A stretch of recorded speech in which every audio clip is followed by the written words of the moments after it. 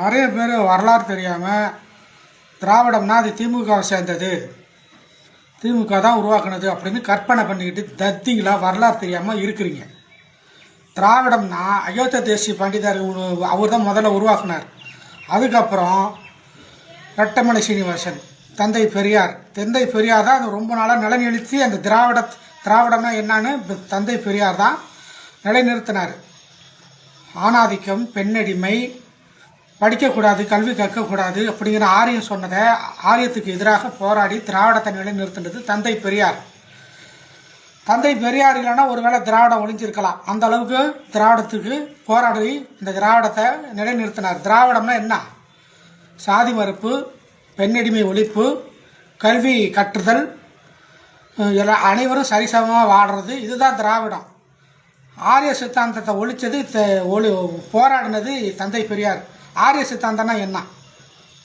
கல்வி கற்கக்கூடாது, பெண்கள் வீட்டை விட்டு வெளியே வரக்கூடாது, பிள்ளை பேர் இயந்திரமாக வச்சுக்கணும், அவங்கள ஆணுக்கு அடிமையாக தான் ஒரு பெண் இருக்கணும், கீசாதி மேசாதி அந்த சாதி வரியாக தான் வாழணும், கட்டுப்பட்டு தான் அடங்கணும், செருப்பு போடக்கூடாது, இடுப்பில் துண்டு கட்டணும், தோளில் போடக்கூடாது, இதுதான் ஆரிய சித்தாந்தம்.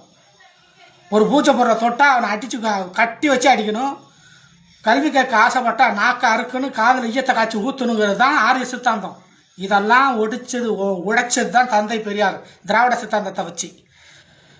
இது தெரியாமல் திமுக தான் திராவிடம், திமுக தான் திராவிடம் அப்படின்ட்டு தற்குறித்தனமாக வரலாறு தெரியாமல் பேசாதீங்க, புரியுதா?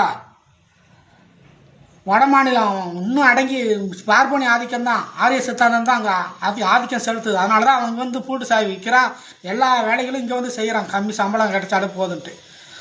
இங்கே திராவிட சித்தாந்தம் வளர்ந்த மாதிரி அந்த வட மாநிலத்தில் திராவிடம் இல்லை. அதனால தான் அவன் அடிமைப்பட்டு கல்வி கற்காமல் கொடுமைப்படுத்தப்பட்டு இங்கே வாழ்கிறான். தமிழ்நாட்டில் அவனுக்கு ஒரு நாளைக்கு 500 சம்பளம் கொடுத்தாலே போதும் சுவாமி, பெரிய சம்பளம் நினைக்கிறான். அது திராவிடம் இருந்ததுனால தான் நான் தமிழ்நாடு தலை நிமிர்ந்து வாழுது. இந்தியாவிலே 2வது இடத்துல இருக்குது, பொருளாதார வளர்ச்சியிலையும் கல்வியிலும் முதல் இடத்துல இருக்குது. இதுக்கு காரணம் திராவிட முன்னேற்ற கழகம் அந்த கொள்கை பிடிச்சதுனால அதை அந்த பின்னணியில் இயங்குது. அந்த திராவிடத்தை கொள்கையாக ஒரு கோட்டா மாட்டிக்கிட்டு, உடையாக மாட்டிக்கிட்டு, மானத்தை காக்கிறதுக்கு உடை போடுற மாதிரி திராவிடத்தை ஒரு உடையாக மாட்டிக்கிட்டு திராவிட முன்னேற்ற கழகம் திமுக அது கடைபிடிக்குது. அண்ணா திராவிட கடைபிடிச்சா என்ன வேண்டான்னு சொல்ல போகிறோமா? அண்ணா திராவிட முன்னேற்ற கழகம் ஜெயலலிதா கடைபிடிக்கலையா? இனிமேல் ஒரு காலம் நான் பிஜேபியில் சேர மாட்டேன், நான் வரலாறு பிழை பண்ணிட்டேன், தவிர தானே ஒத்துக்கொண்ட தைரியம் எனக்கு உண்டு.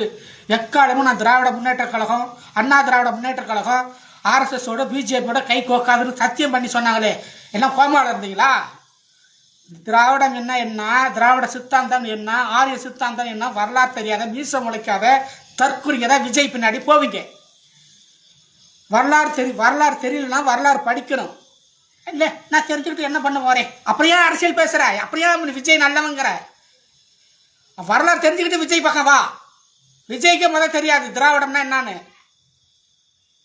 மீசம் முளைக்காத தற்குறிங்க தத்திங்க வரலாறு தெரியாம நாங்கள் விஜய் தான் ஜெயிப்பாரு, மாற்றம் ஏற்படணும். என்ன மாற்றம் ஏற்படும்? 41 பேர் செத்தானே, என்ன அவன் மனசு ஈவு இறக்கம் இல்லாமல் ஓடினானே பிளான்ல ஏறி, மறந்துட்டீங்களா? இப்போ ஜெயிக்கிறதுக்கு முன்னாடியே இவ்வளோ ஈவு இறக்கம் இல்லாமல் இருக்கிறான், ஜெயிச்சா என்ன பண்ணுவான்?